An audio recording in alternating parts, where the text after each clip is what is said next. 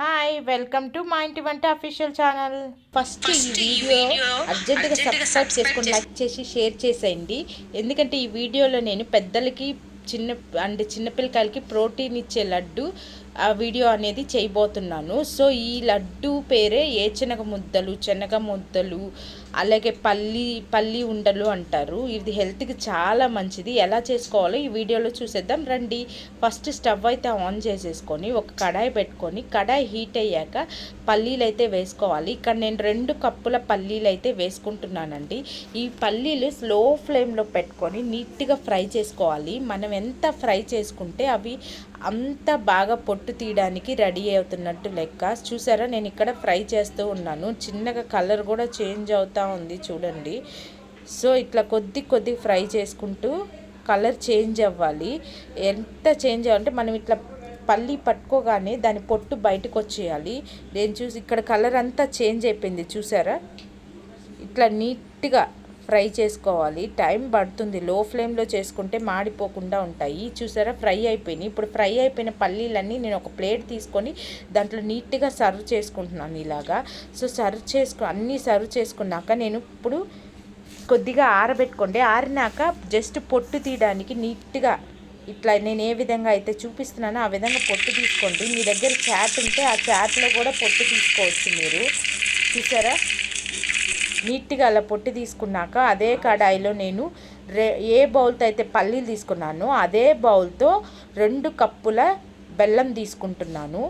ఆ బెల్లం లో ఫ్లేమ్లోనే స్టవ్ పెట్టుకొని బెల్లం వేసి కొద్దిగా వాటర్ పోసుకొని, బెల్లం కరిగిపోతే చాలండి, జస్ట్ కొద్దిగా వాటర్ పోసుకోండి బెల్లం కరగడానికి. చూసారా, ఇక్కడ నీట్గా బెల్లం అనేది నీట్గా కరిగేదాకా మనం లో ఫ్లేమ్లోనే అనుకోవాలి. ఇట్లా ఈ ఒక పక్క నేను అలా చేస్తూనే ఇంకా పల్లీలు కూడా నీట్గా పొట్టు తీసేసాను. ఇలాగా పొట్టు తీసేసి పల్లీని 2గా డివైడ్ చేశాను ఒక్కొక్క పల్లీని. చూసారా, బెల్లం కూడా నీట్గా కరిగిపోయింది. దాంట్లో నేను కొద్దిగా ఇలాచీ పౌడర్ కూడా వేశాను. చూసారా, స్లో ఫ్లేమ్లోనే చేయండి. ఎందుకంటే పాకం మళ్ళీ ముదిరిపోతే పల్లీలు గట్టిగా అయిపోతాయి, ఉండలు కూడా గట్టిగా అయిపోతాయి, మనం నవలలేనంత గట్టిగా అయిపోతాయి. సో పాకం అనేది వచ్చిందో లేదో ఇలా ఒక బౌల్లో వాటర్ వేసుకొని ఇలా వచ్చిందో లేదో వాటర్లో కొద్దిగా బెల్లం వాటర్ వేసుకుంటే ఇట్లా పాకం అనేది ఉండలాగా రావాలి. ఆ ఉండ ఎలా ఉండాలంటే మనం కింద వేసినప్పుడు టప్ అనే సౌండ్ వచ్చేటట్టు ఉండాలి ఆ ఉండ. చూసారా, ఇక్కడ నేను ఉండ ఏ విధంగా చూపిస్తున్నానో ఆ విధంగా అయితే మీరు నీట్గా ఉండని తీసుకోండి. చూసారా, ఉండ నీట్గా వచ్చేసింది. ఇట్లా రావాలండి. ఈ పాకం వచ్చిన వెంటనే స్టవ్ ఆఫ్ చేసేసుకోండి. స్టవ్ ఆఫ్ చేసుకున్న తర్వాత ఆ పాకంలో మనం పొట్టు తీసిన పల్లీలన్నీ వేసేయాలి. వేడి మీదే వేసేయాలి, చల్లార్చకూడదు. ఇదంతా కొద్ది ఫాస్ట్గా చేసేసేయండి ఈ ప్రాసెస్ అంతా. నేను ఇక్కడ చూసారా నీట్గా పల్లీలన్నీ బెల్లంలోకి వేసేసుకొని ఆ బెల్లంని పల్లీలని నీట్గా మిక్స్ చేస్తున్నాను. బాగా కలపాలి. చల్లారక ముందే మనం అంతా ఫాస్ట్గా చేసుకోవాలి. ఒక పల్లీలతో బెల్లం అంతా మిక్స్ అయిపోయాక ఒక ప్లేట్లో మనము నెయ్యి కానీ నూనె కానీ వేసుకొని నీట్గా స్ప్రెడ్ చేసుకోవాలి. నెయ్యి వేసుకోండి, టేస్ట్ చాలా బాగుంటుంది.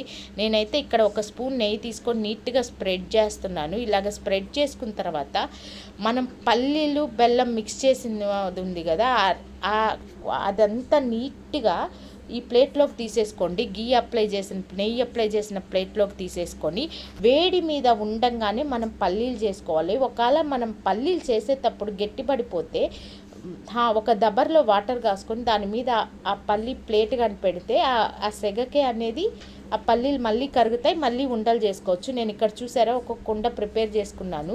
మీరు కూడా నేను చెప్పిన ప్రాసెస్లో కరెక్ట్ కొత్తతో ఇలాగే చేశారంటే మీకు టేస్టీగా పల్లి ఉండ రెడీ అయిపోతుంది. ఇది హెల్త్కి చాలా మంచిది. రోజుకొకటి పిల్లలకి కానీ పెద్దలకు కానీ ఇవ్వండి, చాలా మంచిది. అండ్ కడుపు కూడా నిండుతుంది.